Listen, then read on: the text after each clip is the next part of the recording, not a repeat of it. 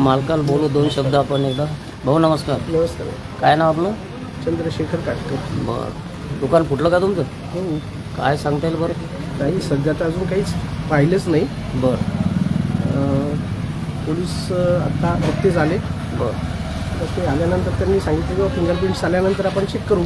म्हणजे आताच काही पाहत आहे. आत गेले नाही का पोलीस अजून? गेले होते खाली, बस जाऊन आलो आम्ही. प्राथमिक पंचनामा झाला त्यांचा. बरं. किती माल काही असं काही सांगता येईल नाही, अंदाजे? सध्या काहीच सांगता येत नाही.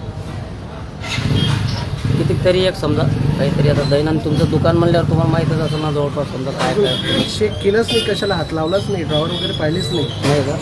DVR वगैरे नेलेला दिसतो, कॅमेरे तोडलेले दिसतात, कॅमेऱ्याचे काही कॅमेरे तोंड फिरवलेले दिसते. बरं बरं.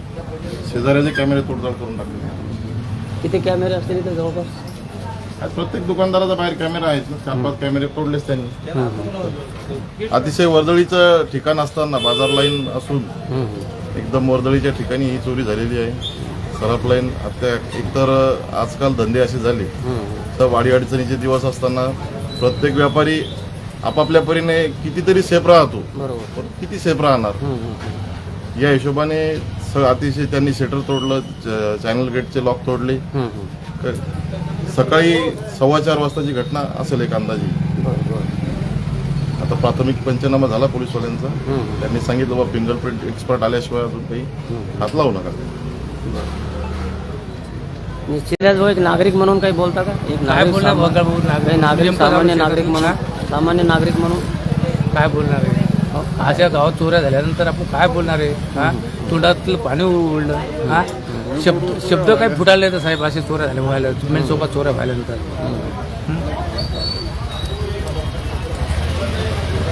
सांगा सांगा.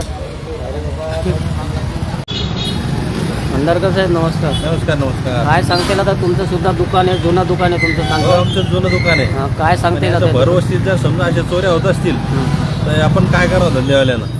धंदे झालेले कठीण सध्या, भाव वाढलेले सोन्याचे, त्यामुळे फार अडचणी येऊन राहिल्या. अशा जर चोऱ्या होत असतील तर माणसानं धंदा कसा करावा अशा गोष्टी आहेत. भर चौकात आहे, भर वस्तीत आहे दुकान. इथं काय कोणत्या प्रकारचं समजा पोलीस स्टेशन इथून जवळच आहे आणि असे जर चोऱ्या होत असतील आणि सकाळचा टाईम पुन्हा 4 वाजेचा टाईम आहे, असं व्हायला नाही पाहिजे.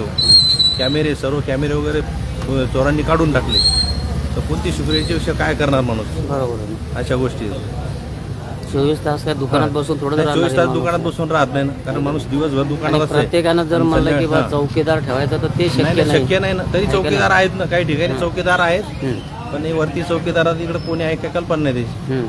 असं होत असेल तर काय करावं? बोलता काही?